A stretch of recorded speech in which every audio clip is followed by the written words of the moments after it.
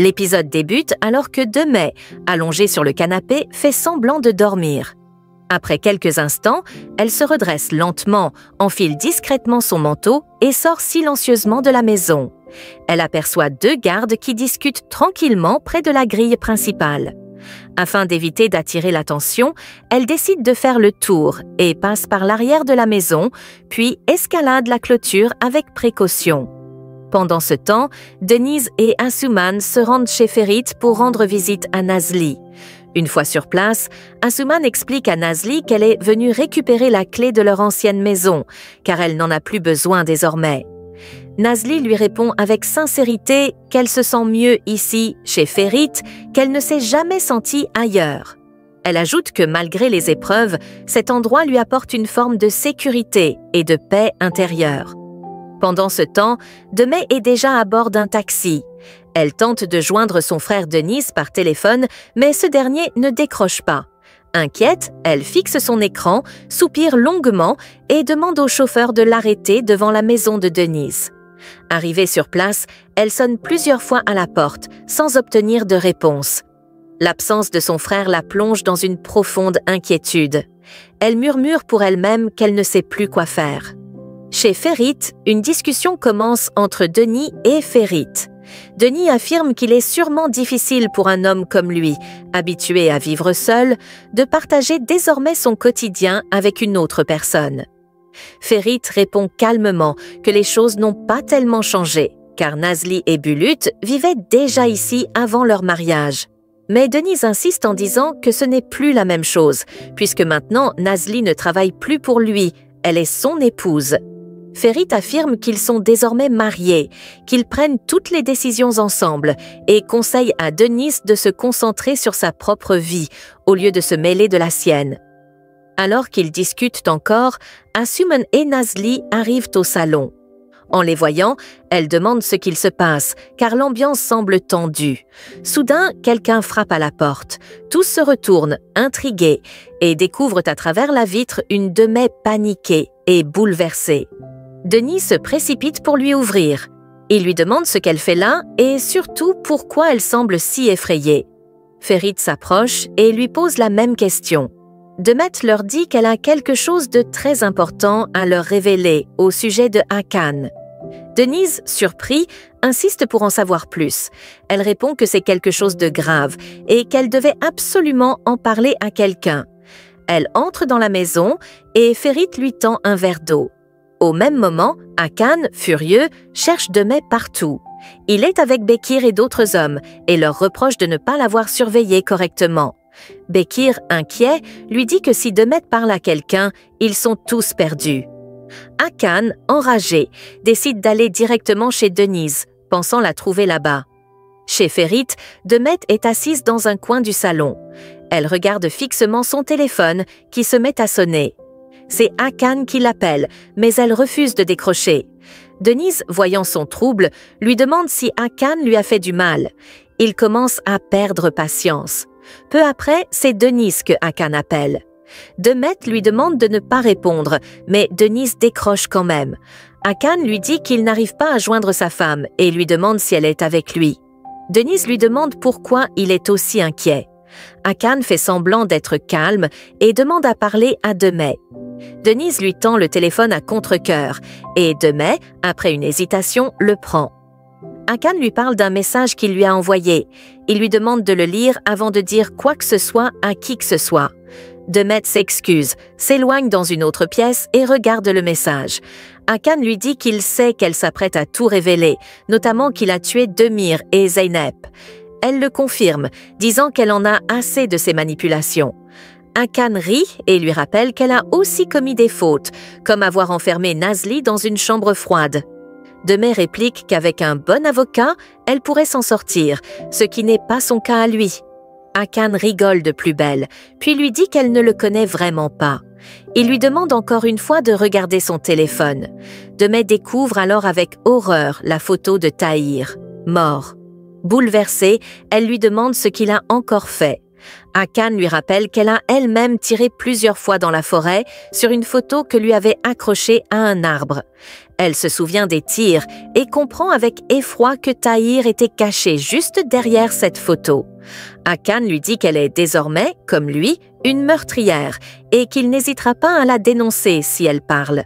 Il lui ordonne de trouver une excuse crédible pour quitter la maison, car il vient la chercher. En larmes, Demey reste silencieuse. Dehors, Denis, Nazli et Asuman sont de plus en plus inquiets. Ils décident d'aller voir Demet. Ferit leur tend un verre d'eau et lui demande calmement ce qu'elle voulait leur dire. Demet hésite, regarde tout le monde et déclare qu'elle a simplement eu une violente dispute avec Akan. Elle dit qu'il lui a crié dessus, alors elle est partie. Asuman lui demande la raison de cette dispute et Demey répond que ce n'était rien d'important. Elle ajoute qu'Akan s'est excusé, qu'il a compris son erreur et qu'il viendra la chercher bientôt. Quelques minutes plus tard, Akan arrive chez Ferit. Denise, en colère, sort immédiatement à sa rencontre. Akan lui murmure qu'il est au courant de tout et que leur dispute concerne l'avortement de Demet. Denise, pris de court, se calme car il ne veut pas que les autres entendent cela. Akan rejoint Demet avec une rose à la main et s'excuse devant tout le monde. Il lui demande pardon, reconnaît ses torts et lui tend la fleur. Demet, encore sous le choc, la prend sans dire un mot. Il lui demande si elle lui pardonne. Elle répond oui d'une voix faible et il la serre dans ses bras. Avant de quitter la maison, Denis s'approche de sa sœur, la serre dans ses bras et lui demande de faire attention à elle. Il regarde Akan droit dans les yeux et lui dit que s'il fait encore du mal à sa sœur, il le retrouvera sur son chemin. Akan sourit faussement, promet que tout est arrangé et repart avec Demey. Après le départ de Demey et Akan, l'ambiance dans la maison de Ferit est tendue. Nazli, toujours un peu troublée, demande ce que c'était que cette scène étrange. Elle partage son impression avec les autres. Selon elle, Demet semblait vraiment bouleversée à son arrivée, presque comme si elle fuyait quelque chose de grave. Elle regarde Denis et le supplie de ne pas laisser sa sœur seule, de rester à ses côtés pour veiller sur elle et la protéger. Elle ajoute que Demey a besoin de soutien, même si elle ne le demande pas. Nazli se tourne ensuite vers Ferit et lui demande s'il pense la même chose. Ferit acquiesce d'un signe de tête. Il reconnaît que la situation est suspecte et qu'il faut rester prudent. Il ajoute, avec soulagement, que l'essentiel est que Bulut ne vive plus dans cette maison, car ce n'est clairement pas un environnement sûr pour lui. Il regarde ensuite Asuman dans les yeux et lui demande de ne parler de cette scène à personne. Il insiste sur le fait qu'il vaut mieux rester discret, le temps de comprendre ce qui se passe réellement. Dans la voiture, pendant ce temps, Demey pleure à chaudes larmes. Elle serre ses bras autour de son corps, comme si elle tentait de se protéger de quelque chose d'invisible. Elle regarde Akan avec dégoût et lui dit que c'est à cause de lui qu'elle est devenue une meurtrière. Elle ajoute qu'il est une véritable racaille, sans cœur ni morale. Mais Akan, comme d'habitude, garde son sang-froid. Il lui répond froidement qu'ils sont faits de la même chair, liés l'un à l'autre par tout ce qu'ils ont traversé. Il lui rappelle combien la vie en prison est insupportable, une réalité qu'il a connue et qu'il refuse de revivre. Demey lui lance alors, d'une voix ferme, qu'il n'est plus son mari depuis longtemps, qu'elle n'a plus rien à voir avec lui.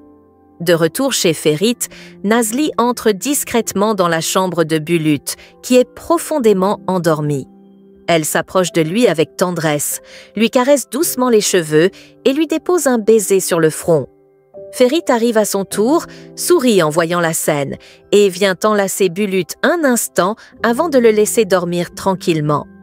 De son côté, Denise raccompagne Asuman chez elle. Elle le remercie sincèrement pour tout ce qu'il a fait pour elle. Juste avant de se quitter, elle lui demande s'il compte rentrer directement chez lui ou s'il a quelque chose de prévu. Il lui répond en plaisantant qu'il va rentrer pour réfléchir à sa sœur, puis plus sérieusement qu'il pensera aussi à Nazli. Asuman sourit timidement, puis lui souhaite une bonne nuit. Elle ajoute qu'elle sera toujours là pour lui, peu importe ce qu'il traverse. Denise lui rend son sourire, la regarde entrer, puis monte dans sa voiture et s'en va. Chez Ferit, Nazli, toujours éveillée, s'allonge à côté de son mari. mais elle ne peut s'empêcher de le taquiner avec quelques questions. Ferit, fatiguée, lui souhaite juste une bonne nuit. Nazli avoue alors qu'elle voulait simplement créer une petite conversation. Elle se tourne de l'autre côté et finit par s'endormir paisiblement. Le lendemain matin, Nazli passe un appel téléphonique. Elle parle avec l'homme chargé de son prêt. Dès que Ferit s'approche d'elle, elle raccroche précipitamment. Il lui demande s'il peut la déposer au restaurant, mais elle refuse poliment, expliquant qu'elle peut s'y rendre seule. Elle quitte la maison rapidement, avec un air légèrement nerveux. Pendant ce temps, Azouman est avec Fatos. Elle lui raconte tout ce qui s'est passé la veille chez Ferit. Fatos l'écoute attentivement, intriguée. Elle lui fait signe de s'asseoir et insiste pour avoir tous les détails.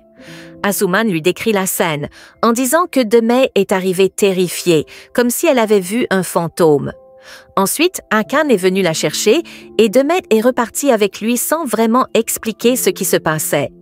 Fatos, suspicieuse, émet l'idée que peut-être Hakan et Demey sont venus pour mettre la maison de Ferit sur écoute. Azouman secoue la tête, exaspérée, et lui dit d'arrêter de dire des bêtises.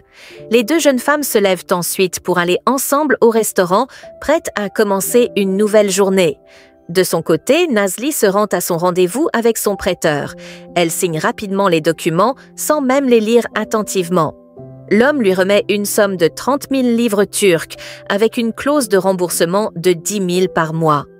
Nazli, sans poser de questions, prend l'argent et quitte le bureau, un peu pressée. Dans les locaux de l'entreprise, Ferit arrive et est accueillie par Iqbal, qui lui remet un panier rempli de cookies faits de maison. Elle lui dit que c'est un cadeau de sa mère pour son anniversaire. Peu après, Engin arrive et lui souhaite joyeux anniversaire. Mais Ferit lui demande de parler doucement, car il ne veut pas que tout le monde le sache et commence à lui faire des vœux. Engin, curieux, lui demande s'il a pardonné à sa mère. Ferit répond froidement qu'il ne sait pas comment il pourrait lui pardonner et qu'il n'a pas envie d'en parler pour l'instant. Engin, toujours aussi joyeux, lui dit qu'il imagine que Nazli prépare sûrement une surprise pour lui. Ferit avoue qu'il se doutait de quelque chose car il a surpris Nazli en pleine conversation téléphonique qu'elle a interrompue brusquement en le voyant arriver. Engin rigole et dit qu'il va envoyer Tariq espionner discrètement, histoire qu'il soit prêt pour la surprise. Au restaurant, Nazli parle à Manami avec détermination. Elle lui dit qu'elles vont d'abord rembourser leur ancienne dette, puis se consacrer entièrement au remboursement du nouveau prêt. Elle veut qu'elle travaille dur et en équipe. Elle ajoute ensuite qu'elle doit se rendre à l'école pour parler à ses enseignants à propos des examens à venir. Fatos, un brin malicieuse, glisse dans la conversation le sujet de Manami et Tariq. Nazli est surprise, elle ne savait pas que quelque chose se passait entre eux. Manami, un peu gênée, lui demande ce qu'elle en pense. Nazli sourit doucement et lui dit que, selon elle, Manami irait bien avec Tariq. Elle les trouve mignons ensemble et leur souhaite d'être heureux s'ils décident de se lancer.